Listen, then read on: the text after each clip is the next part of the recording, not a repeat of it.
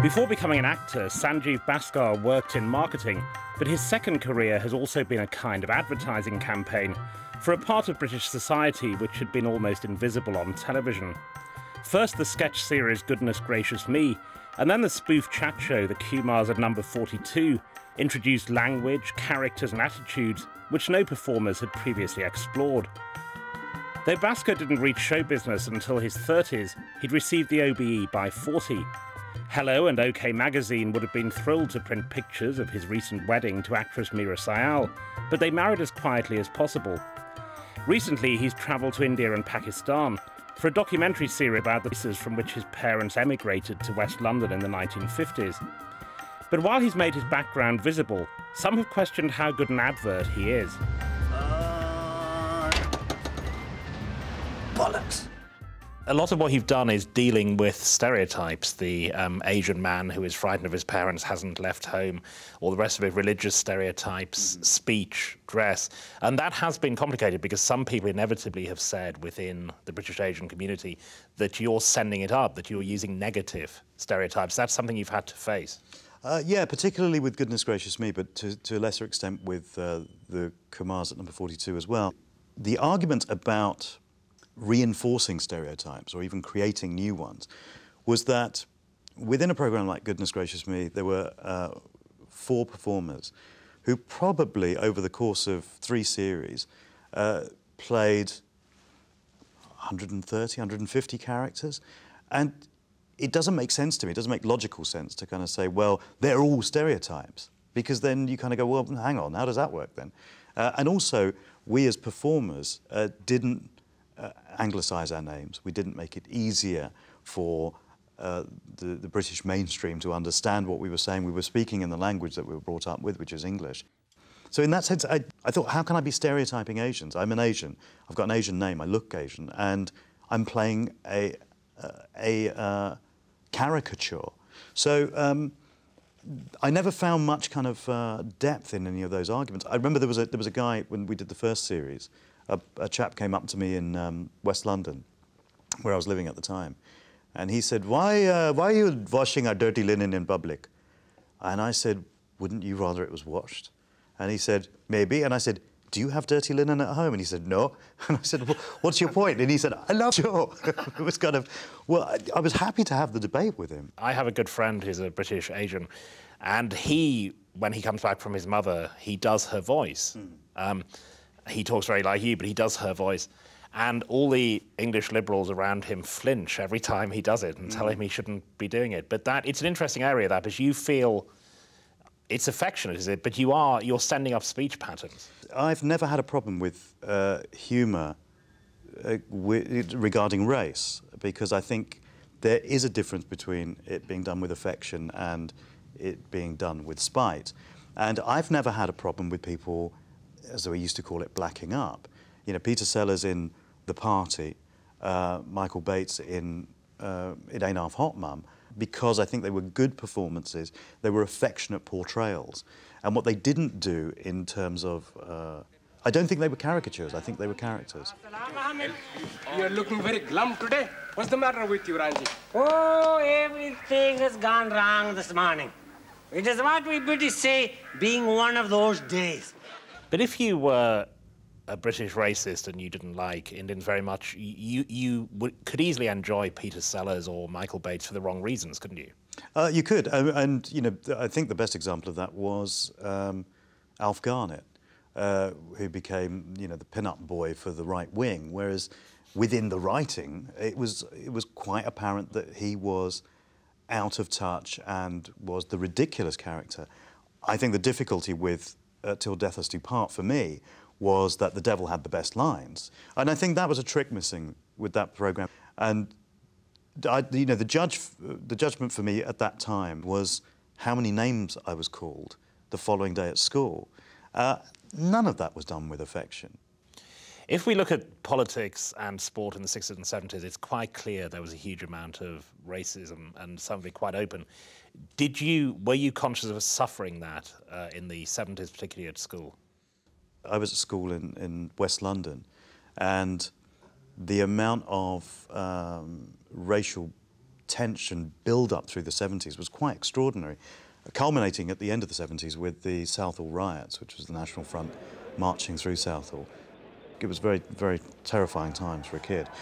But I remember someone telling me that a family in Southall sat down to have their evening meal, and the dad had said, "We don't have any bread. Where's the bread?" And they got one of the sons, and he said, "Go and get some pita bread from the store." And so this son went off to get some pita bread. And they sat there and they waited for him. You know, half an hour passed, and the son hadn't come back. So they're all getting quite worried and everything. Obviously, the days before mobile phones and everything like that. And the TV was on, and they could see this riot taking place, and someone saying, you know, Southall, West London, blah, blah, blah.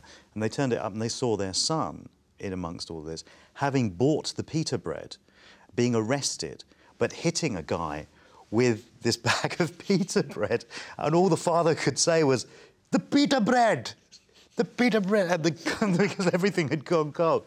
And there was a wonderful flip side to all that tension. And, but at that time, yeah, it was kind of, it was very tangible. I mean, my school experience was, I'm grateful for now. It was terrible at the time. But at that time, at 15, 16, our school was about a third non-white, and which was, you know, just a sizable minority. And as the tension kind of grew in the area, we were kind of pretty much told you had to pick your sides. And I remember kind of kids coming up to me and saying, "You can't talk to white people anymore." And I was saying, "That's ridiculous. I've known some of these guys since I was 3 or 4 years old." And they said, in the words of George W., "You're either with us or you're against us." And I said, "Well, I'm kind of neither." So I got called Packy by the white kids at that time, but I got called white man by the Asian kids at that time. And it made me redefine what my people was, what the term my people means. Because then it suddenly wasn't Asians, and it wasn't people my age, it wasn't kind of people that I lived with locally. It was just it made me kind of determine a definition that came from within, which I think is very healthy. So that's why you say, which seems unlikely, that you're grateful for this. I am grateful for that. I think that, and also which is not, it wasn't entirely to do with race, but when I was in the sixth form, the entire sixth form, bar a couple of people, stopped talking to me. And that was about jealousy and I think peer group pressure and stuff. But those two events came one after the other. And it did mean that after that, when I went to university and work after that, I was very aware that one could reinvent. And it's just as I've got older, the reinventions in a way have become less dramatic. Why were they jealous of you in the sixth form? I was always a chatterbox, and I was always quite quick, and I did impressions, and so all of those things were shorthand for popularity. You know, it was. I remember when I was about 15 that all the boys, the kind of the macho pressure, was to do martial arts, or at least be seen to be doing it. You didn't have to go to classes, but you had to stand there and spar and all this kind of stuff, and hit kids who were littler than you. So you know, pick on someone who was a couple of years younger. All of it was you know, was peacock dancing. It was all about impressing the girls. And I realised at that time that I could not compete with these guys if it came to sparring and beating up. I didn't like beating up little kids. Sparring was okay, but it struck me as a bit stupid. And so I kind of realised that I'd never be the superhero, but I could be the clown. And I got instant gratification from that. People laughed immediately or recognised the impression. Whereas the guy posing doing his martial arts, I mean, he'd have to wait for months to have a situation in which he could actually kind of impress someone. And even then he might lose, whereas I couldn't. So I think that's where a lot of the envy came from.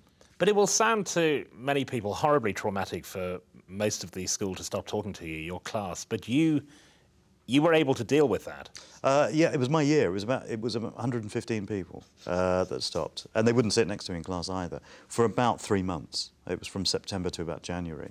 The thing that kept me going through that, in retrospect, was my sister, who's 5 years younger than me, had just started in school as well.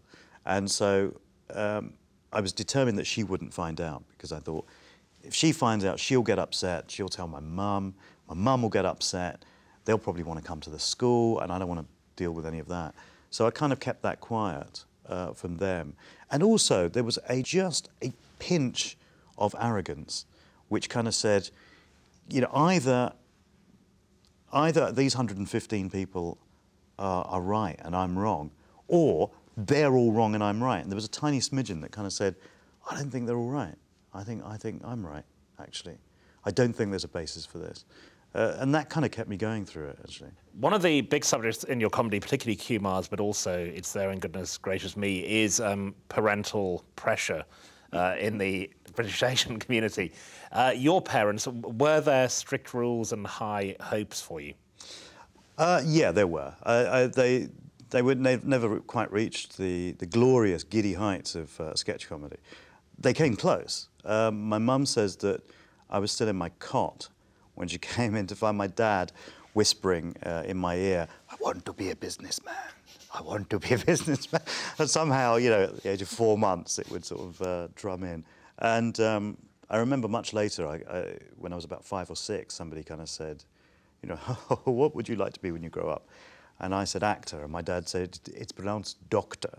So my dad had a genuine go, I think. And I think that when it came to picking subjects for the A-levels and all that sort of stuff, then I did acquiesce at that time. I mean, they wanted me to go into medicine or law or a vocation. And that is the standard immigrant thing, which is, you know, we don't feel we fit in, but if you do one of these professions that will always be needed, then there's a chance you might. So it didn't come from a particularly evil place, but my heart just wasn't in it. And in the end, I did maths, physics, and economics at A-level, which I now find faintly ridiculous that I did those at all. Well, I ended up doing marketing as a degree and as a career for a short while, but marketing is, for me, the official midpoint between acting and writing and medicine. Marketing is the exact midpoint. So yeah, there was a certain amount of pressure. And also, you know, they were first-generation migrants, so they didn't have contacts particularly. They didn't really know people who'd gone through that experience of their children having gone through, you know, that stage of education and making those choices. So they, you know, they spoke to uncles and aunts and, you know, friends. I remember one friend of theirs said to me when I was doing my A-levels, he said, you want to go to university? And I said, yeah. And he said, you want to go to university and grow your hair long and listen to Mozart? And it was only about 3 years later I thought, which century are you talking about? You expect me to go back in time and, you know, attend the University of Vienna or something? It was, so there was that skewed received information that they got, which is unhelpful to me. And what about dating, drinking? Were there rules about those? Dating and drinking, or dating or drinking? Either. Combination of the two, yeah. I'd imagine. They often combine. Yeah. Don't they? There weren't strict rules. No, my mum said to me very enigmatically once, when I was about 17, she took me to one side and she said, listen, I want to have a word with you. And I said, yes. She said, I don't want you to get a bad reputation. And I went, okay. And she went, right. And she went, and I just thought, I don't know, well, okay, I won't kill anyone today. And a very good friend of mine, who I'm still very close to at that time, his father was even more obtuse with it. He was watching cartoons, he said. He was about 16. He was watching cartoons, and his dad walked into the room, turned the volume down, but not the picture off, turned the volume down, drew the curtains in the middle of the day, had a look round, and then said to his son, you know, my friend, and he said, now listen, you want to mess around? White women, okay. When you marry an Indian. Oh, by the way, the thing you do with your hands, very bad. And left. Oh, well, that turns up in goodness gracious me. It did, yeah. I kind of completely used that as a sketch. Oh, and that thing you do with your hands, very bad.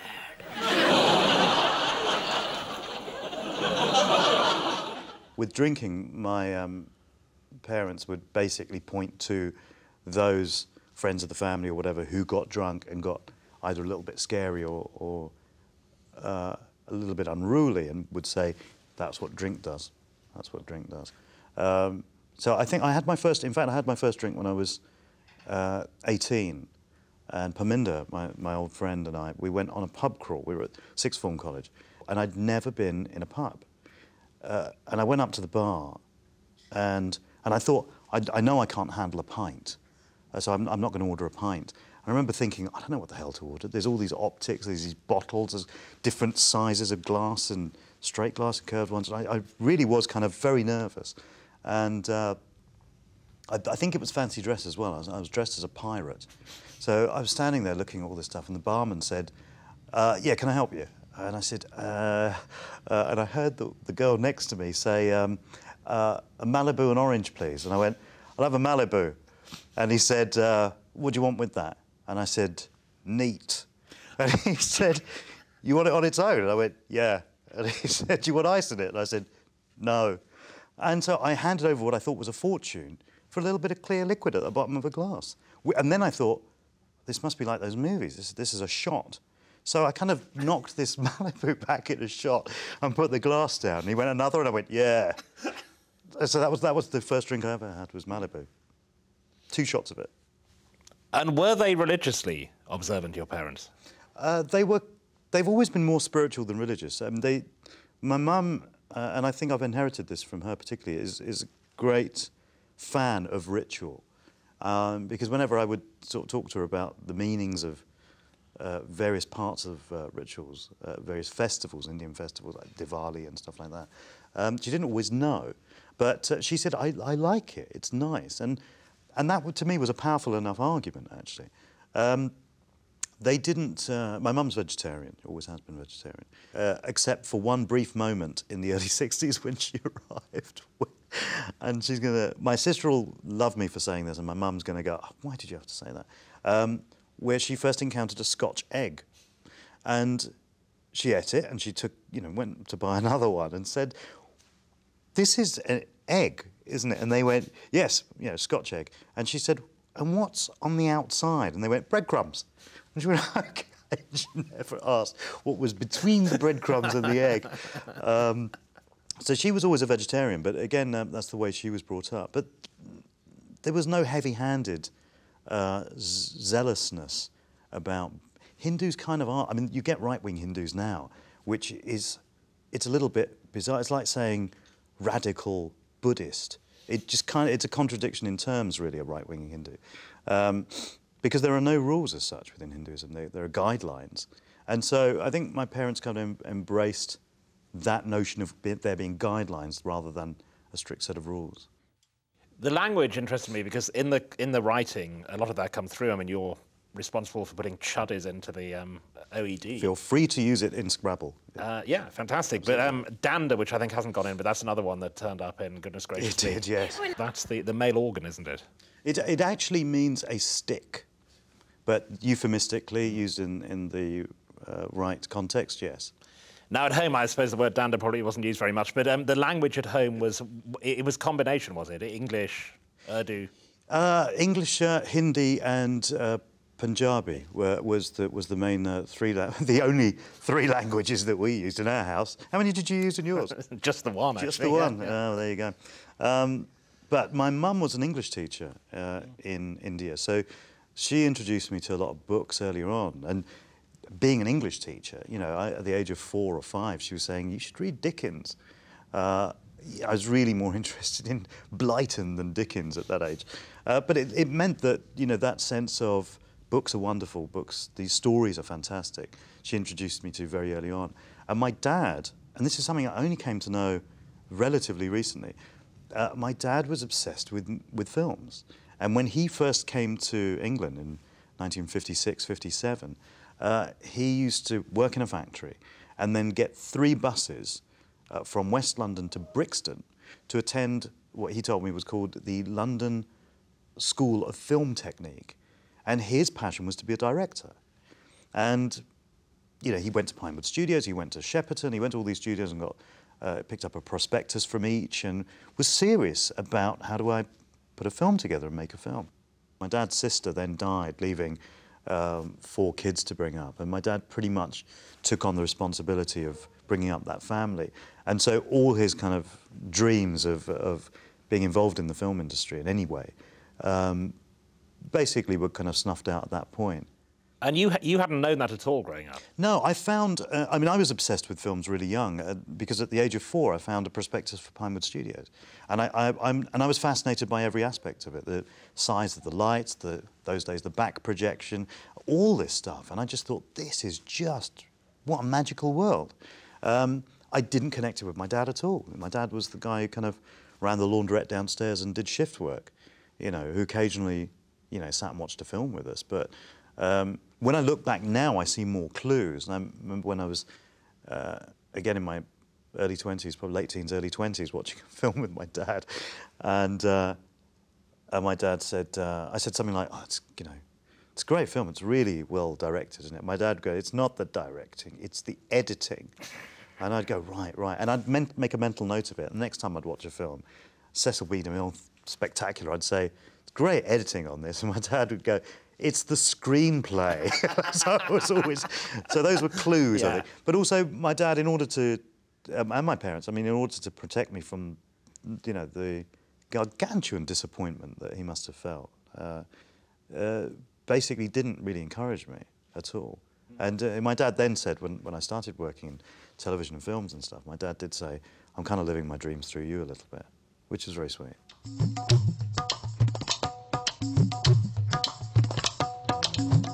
In the series India with Sanjeev Bhaskar on BBC Two, you go to India and you explore part of your parents' background there.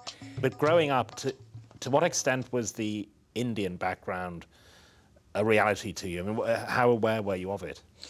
I was very aware of it. Partially I was made to feel aware by people outside. I mean, I can't remember who, but someone once said, racism is something, you know, that other people make you feel. You know, you have no reference point for it in yourself. But I knew how my parents were treated. I knew how the names I was called. So I was aware that there was a difference in terms of cultures. And within the house, even though we weren't, you know, a strict Hindu house, there wasn't the continual sort of smell of incense and stuff like that. Curry powder, yes. Incense, no. I was very aware of it. And my mum, again, was very good at making me look at photographs, because each photograph was a story, so I loved hearing the stories, and would point out all these people that I'd never seen who were in India. And apart from my parents, my sister when she came along, one cousin and my uncle, we didn't have any other relatives in this country. The other 278,321 were in India. But also, I think something that fed into my journey this time, going back to India to do this particular documentary, was that I suddenly became aware that my parents gave me 2 visions of India. They gave me a pre-partition vision of colonial India, which was very rose-tinted. I mean, it was, you know, wonderful summers and playing outside and parties and get-togethers and weddings and all the rest of it. And I think now, looking back on it, something I realised on this trip was hope. All of those images were hopeful. And then the post-partition, independent vision of India was much darker. It was, you know, becoming refugees. It was, you know, being rent from their land. And then making the voyage to Britain within sort of 10 or 12 years. Coming to Britain. And so that was far more fractured than the pre-partition vision of India. And as a kid, whenever I went with my parents to visit family, I was always looking for the pre-partition one. I thought, where's the hope and where's the joy? And it was always lovely to see the family. And my mum's side of the family particularly are spectacularly good fun. And that was always great. But, you know, they would talk about being children in what is now Pakistan. And then these stories would suddenly fade, and you wouldn't get that period of 1946, 47, 48, and they would pick up again much later. And I kind of managed to fill in some of the gaps this time on this trip. And their experience of partition was so extreme because of where they lived? Yeah. they lived in Punjab. Punjab was a region before it was a state, effectively. And the region of Punjab was split by partition. The border came down, splitting it. And my parents were on the wrong side for them. And I think there are varying estimates as to how many people were uprooted at partition, but possibly around, somewhere between 11 and 15 million people. And they were given about, I think about a month and a half. This is for people who have always lived there, whose roots go back generations and generations, being asked to move to somewhere that they don't know at all. It's like, you know, people in England were suddenly told, you've got to get out and go and live in Wales. And they were on the wrong side. And so people did literally leave with whatever they could carry. And there's a monument at the border between India and Pakistan, which was an extraordinary statistic. And it just says, the monument is two hands shaking. And it just says to the 1 million Punjabis that died unsung in 1947. That's 1 million people died, nameless. And some of the columns, the refugee columns, they were going both ways. Muslims were heading towards Pakistan, Hindus and Sikhs were heading towards India. Were, you know, 40, 50, 60 miles long, you know. And these were, and a lot of people died on those kind of treks. They were trekking hundreds of miles. Disease and infighting, and you had a column going the opposite way. A lot of the time there were, you know, fights between those columns, and it was just a horrific time. I mean, my parents were lucky; they got away. All of my family got out, but my uncle, my dad's older brother, who lived here with us for a while, he's in his 80s, and I interviewed him in India. About those days. And he left after partition. He left a month afterwards because he said, we had nowhere else to go. This is all we knew. And we just thought, this can't last. You know, Muslims and Hindus and Sikhs have been cohabiting for hundreds of years. Surely this can't last. And it was when the last army patrol kind of said, you have to go, that they marched him out of the country. And how much of that trauma did your parents tell you about? Very, very little, very little. My dad never spoke of it at all. My grandfather, on my dad's side, died a couple of years before. So I think my dad was thrust into a kind of adulthood before it was due. All I knew was that my dad had come to Delhi as a refugee. And again, I only found out, you know, in the last year doing this particular project, that when he came to Delhi, the area that had been marked out for the refugees was an old Muslim cemetery. And they were basically told, that's where you're living. If you dig up the graves, remove the bodies, here's some wood, build yourself a shack.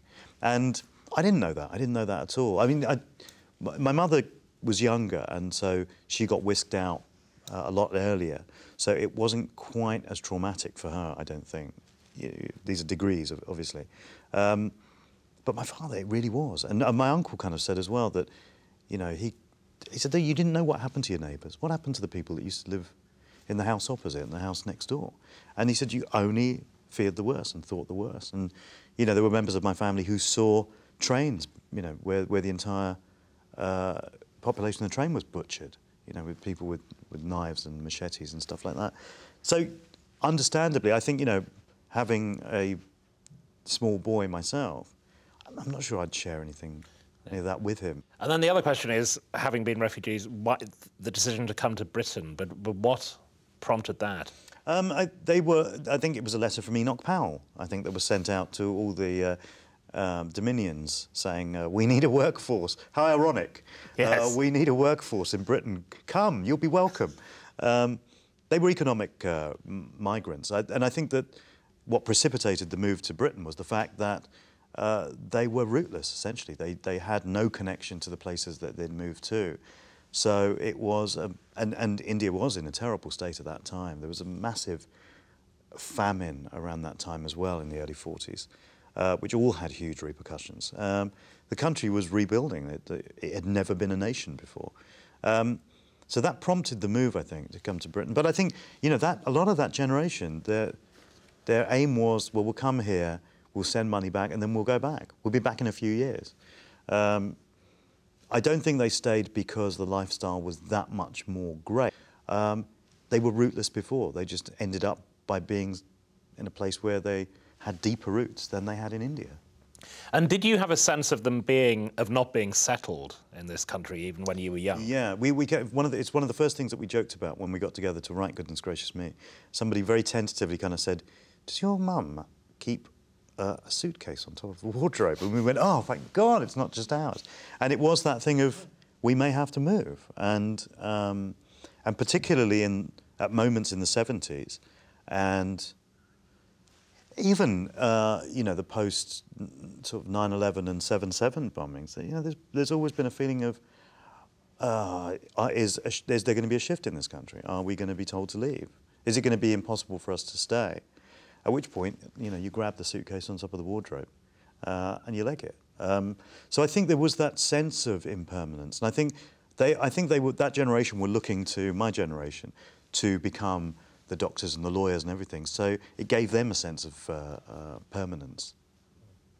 And getting from there to comedy is obviously the key question in your life.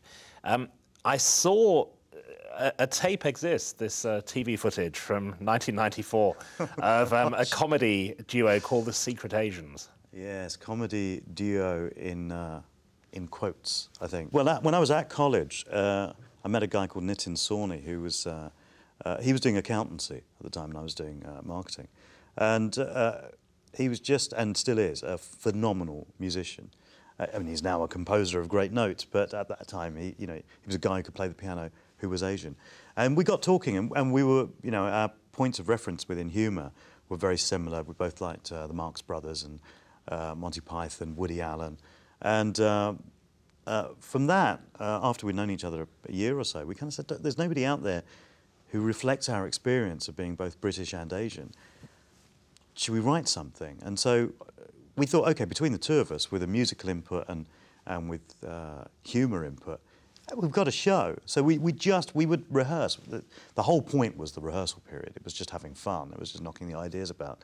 And we would rehearse for about 3 weeks and then put on one show. And that would be it for the year. It was like an annual event. It was like Halley's Comet or something.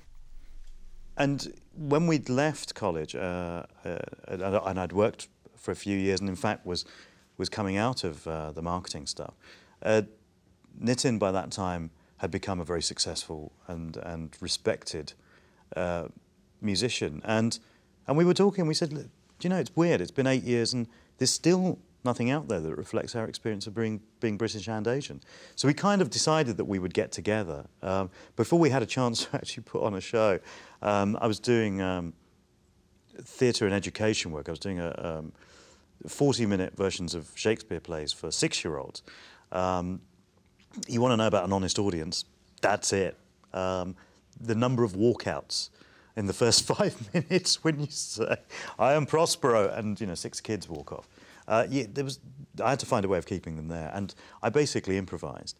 And that led to somebody seeing it and saying, oh, wow, you know, you do stand-up comedy? And I went, yeah, of course I do. You do a solo act? I said, no, I'm in a duo called Secret Asians, actually. And she said, oh, great, I haven't seen you on the circuit. And I said, no, we're keeping a low profile at the moment. We might relaunch next year, but my friend's gone off to do some music, and I love working with children. I think it's so important. And went off giggling and rang Nitin up and said, hey, I bullshitted this lady who came to see... Because we have to stress this, it didn't exist at all, the Secret Agents. You made it up at that point. We made it up. We'd been talking about it because we'd done a few things at college, but I think at college we were called the Bargee Boys. So yeah, the Secret Agents thing just kind of, I thought, oh, that's a good pun, and it sounds plausible, I thought.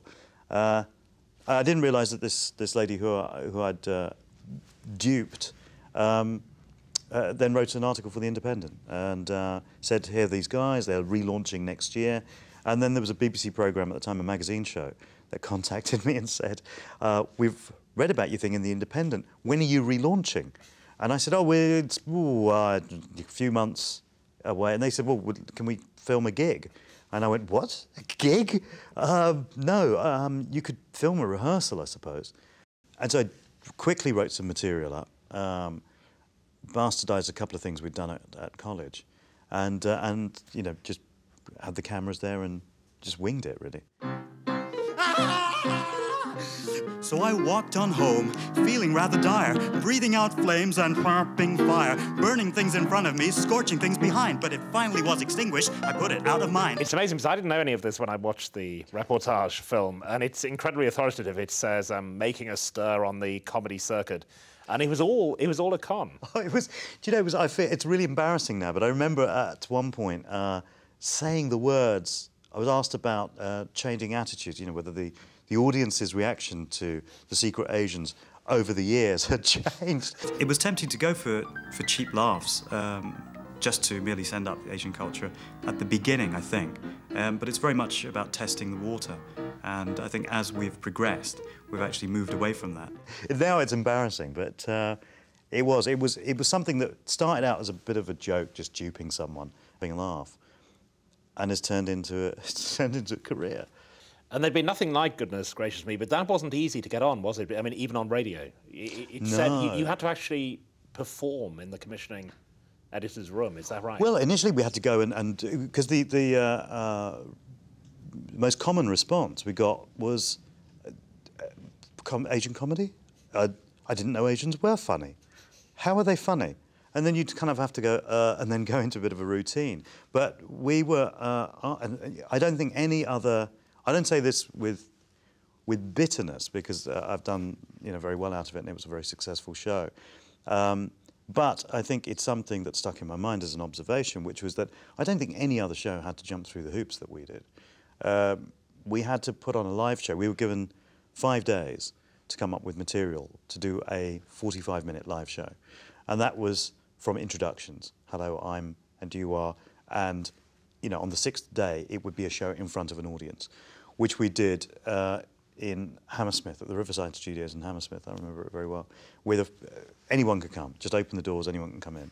And some of the people in commissioning at the BBC came to see that. This was the initial kind of, this is the sort of thing we can do. And I think that they didn't particularly get the material, but they got the response from the audience.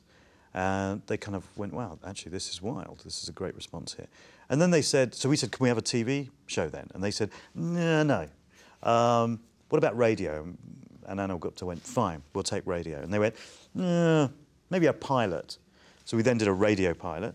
Then that got commissioned to the first radio series, which did very well. And we said, now can we do telly? And they said, do another radio series. So we did another radio series. We said, now? And they said, do a pilot for telly. So then we did a TV pilot, and then we got commissioned to the series. So I don't know any other sort of sketch troupe that had to jump through that many hoops. On radio, it's an interesting proposition because it reduces it purely to the voices, clearly. But that's it's interesting because racial identity is given pure voices. True, yeah. I think that, and funnily enough, we didn't get the kind of about stereotypes and stuff on radio, which logically I think would make more sense because, as you say, it's purely about. I would assume there would have been on radio because you have to exaggerate it, in fact, to make it more obvious. Yeah, and particularly if you're separating the characters out. Yeah. 4 characters have got Indian accents. You kind of have to make them a little bigger each time to vary them. But there wasn't that much, and I don't know whether it was just because not the politically motivated arguments. Those people just didn't listen to the radio, or that they were still reeling from it. So it was kind of, the radio thing, there was less ruction from that, which was a little surprising. Although, again, interesting about the radio, because you were doing the white voices as well on that. Yeah, that's right, yeah. Mrs. Shark, I presume. Can I ask you a couple of questions? Well, Why do you stop your daughter from going out? What? When she wants to go out with her friends like a normal Western girl, why do you stop her?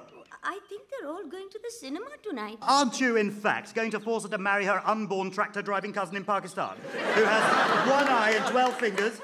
It's something that's always kind of puzzled me about radio, is that, in an ideal world and in my head, I'd like to believe that for radio drama, I would be in with a shout of playing Mr. Darcy in Pride and Prejudice. I don't see any reason why not. Yet, to this day, overwhelmingly, the stuff that I get offered on radio are Indian characters. And sometimes it's an Indian character with an English accent. And I think I'm really flummoxed by this now.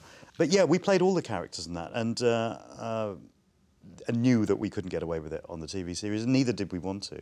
But that was also about us being able to express every aspect of who we were. The first TV edition of Goodness Gracious Me included what is still the single most famous sketch, the sixth best sketch in British comedy history, according to a recent poll, which is going for an English. But that was fundamental to the idea, which was the flip-over sketch, where you expose racial attitudes by reversing them. Absolutely. Yeah, it was the bulk of that sketch was written by Sharat Sadhana and Richard Pinto, and in fact, they'd written it for the real McCoy. Who turned it. It did set a kind of benchmark. It's certainly a house style in terms of reversal sketches, and it became something that we consciously then used, and it was very effective. There's always a moment with those comedy TV shows when the performers realise that it's taken off. It's normally because somebody shouts a catchphrase or something in the street. When was the moment you realised it had taken off?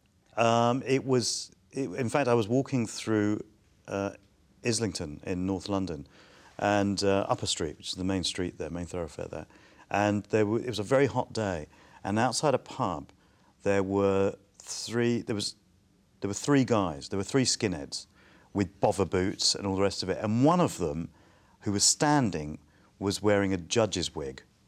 I assume he was a High Court judge, and two of his friends, maybe the court officials, were out having a drink at lunchtime. And as I walked past them, I heard the judge say, "Oi!" And I thought, oh, just carry on walking, just carry on walking. And I heard another, "Oi, you!" And I thought, it's the middle of the day, nothing's going to happen, just carry on walking. I'll be gone in the next 10 seconds. And then he went, "Goodness gracious me, bloke." And I kind of spun round, really shocked. And he said, "Listen," he said, "Chuddies, underpants, innit?" And I said, "Yes, it is." And he turned round to his skinhead mates and went, I told you. And then a ream of expletives. And that's when I thought, gosh, it's worked. That's extraordinary. What we doing here? It's Diwali, innit? What you mean exactly, man? Diwali, man, the festival. Do you know what festival is? Kiss my chuddies, man! I know, fool! And what was the reaction of your family? They liked it. I think the fact that... Were you nervous of their reaction? I was, yeah, I was. It was the first big telly thing I was doing. This was the thing that we'd had some friction about over the years. What about you doing TV? About me acting, yeah. And so suddenly now I was doing it. And now it was... And also, I wasn't a kid. I was embarking on a new career at 32, 33. And so kind of last chance saloon, really. And certainly my parents were looking at it that way. They were thinking, well, if this doesn't work out, then what the hell does he do? He's trying to start any kind of career at 34. And so I was nervous, but I was also I was confident. I knew it was good. I know that whenever I've done stuff on stage, I'm not somebody who particularly needs people to come up and tell me how great it was afterwards. I kind of know while I'm up there. I know by the reaction of the audience. Well, that comes from 115 people ignoring you for a year exactly, at school, yeah, that's true, yes. That's true. Yeah, I've experienced both ends of the spectrum. But I think that also, coming into it later, I think it had a lot of positive effects for me. And I think primarily, I didn't have any notions of being a star. I just thought, wow, if I can do this for a living, then that's great. That makes me as close to content as I can possibly get. But also that the experience of doing it is the only thing that's real, because I remember a great review that we got in The Mirror, I think it was, at the time, which was an unkind review, which was great. And I can't remember, and I apologise to him, as I can't remember the name of the critic, but he said something along the lines of, and I'll paraphrase, but he said something along the lines of, any comedy show that has to confusedly pronounce the word seek as sick has got nothing going for it. the way you pronounced the word Sikh in Punjabi is Sikh. And he didn't get it. And that was great. Or there was another, as a tribute and an homage to Monty Python, I wrote a sketch about a wedding emporium, which was the Cheese Emporium sketch. And we were absolutely upfront. We used the same kind of characters. I dressed up like Michael Palin did in the original sketch, somebody coming in and asking for a whole load of brides that we just don't have in stock that week. I'd like a 24-year-old, 5'4", Gujarati hygienist with no vices, please. Oh, I'm sorry. Yeah, the last one went yesterday to a terribly nice lawyer from Notting Hill. And somebody, again, in one of the tabloids, basically slagged us off for kind of ripping off Monty Python. It was kind of, no, it's really obvious. So I think there were still people who didn't quite get the joke through all of it. But I knew while we were doing it that it was good. It was good. It kind of, in a way, whether we got slagged off or whether people didn't watch it, was less of a comment on the quality.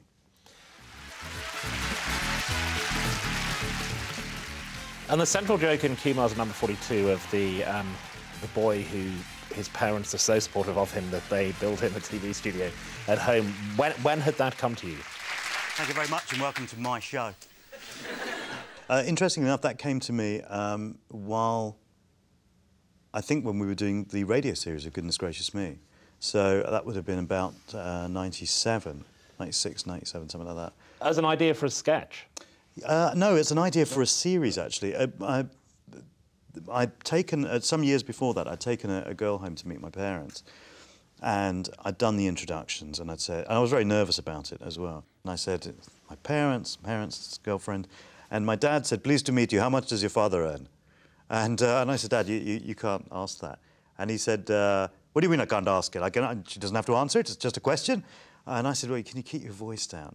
And my mum, at which point, stepped in and said to my girlfriend at the time, I'm sorry about my son. You know, he's always been terrible at handling rejection. And this is like the first 30 seconds.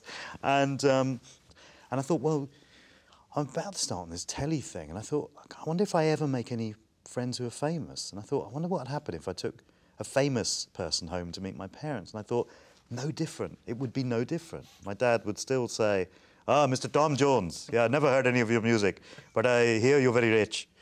How much exactly? And I just thought that's an exaggerated view of my parents completely. But that was the spark of it. Kumar's number 42, there's something interesting going on there. You write this role as a sex-crazed granny for Mira Sayal, and then subsequently marry her. It would interest Sigmund Freud, I think, that. So this was some kind of dark sexual fantasy, was it? It has become one since you've just mentioned it, Mark. No, it wasn't. Do you know, it should be.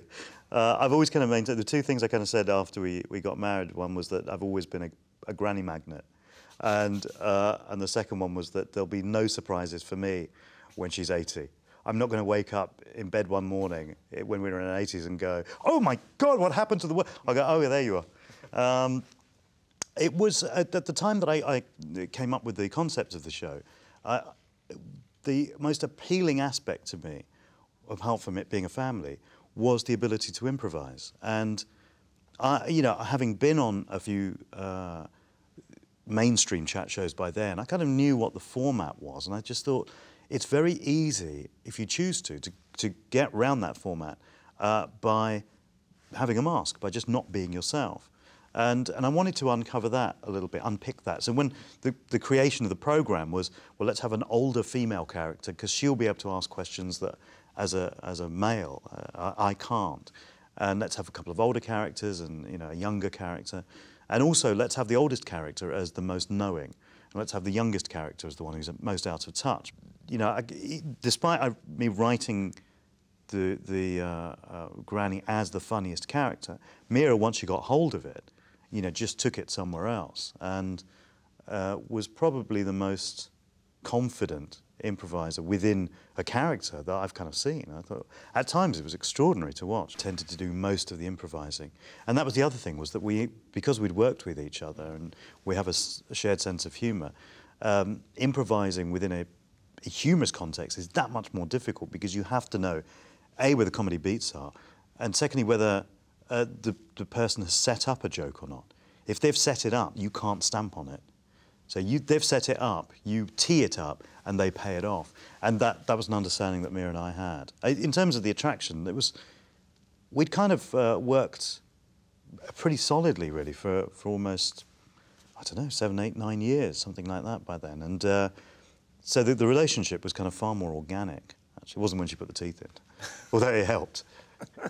Was it like when Harry met Sally? I mean, not the faking the orgasm in a restaurant, but the having... I did that. Having been friends for years and years, and then it became something else. Yeah, it was. In that we built up an understanding. And I think that over those years, our personal circumstances have been such that we'd kind of seen each other go through good and bad times. So in that sense, it's like when Harry met Sally. Yeah, it is. There was a familiarity that was a very powerful foundation to build a relationship on.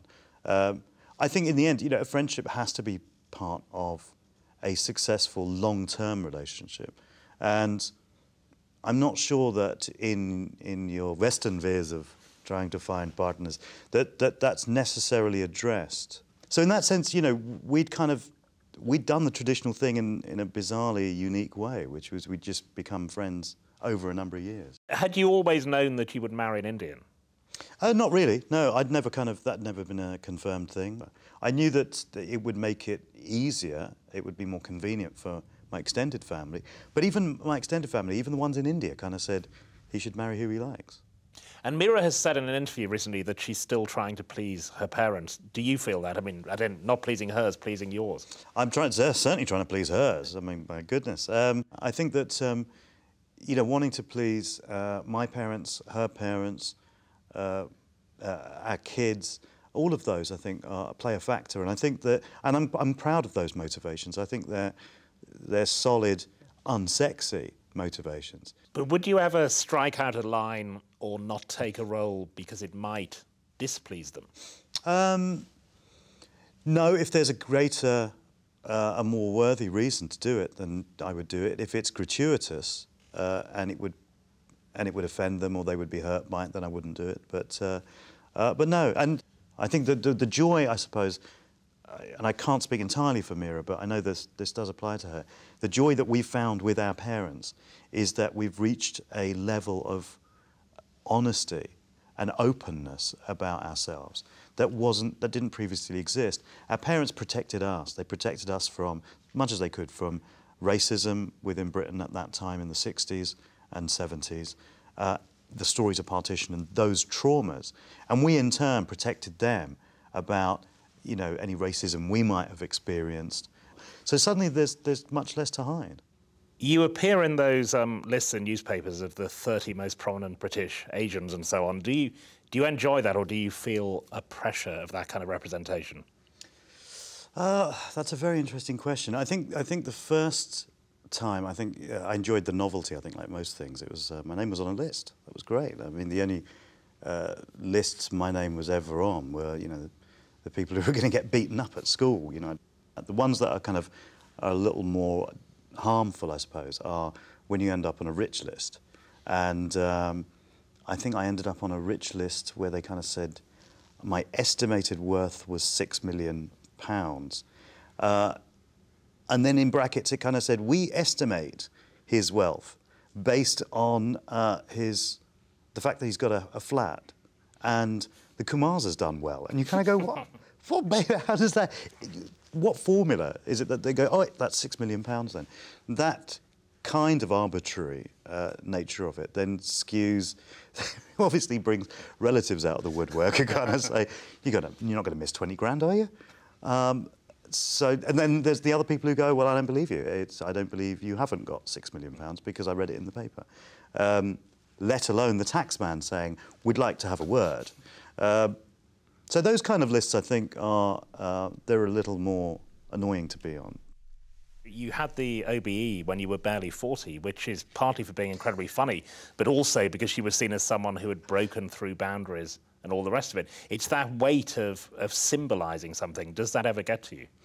It generally doesn't, and that may be because I don't let it. I think that there's going to be half the people who deride you for it because it's connected with the empire and it's about the establishment, and then there's going to be half that kind of say, good on you. it means that we have representation of some sort.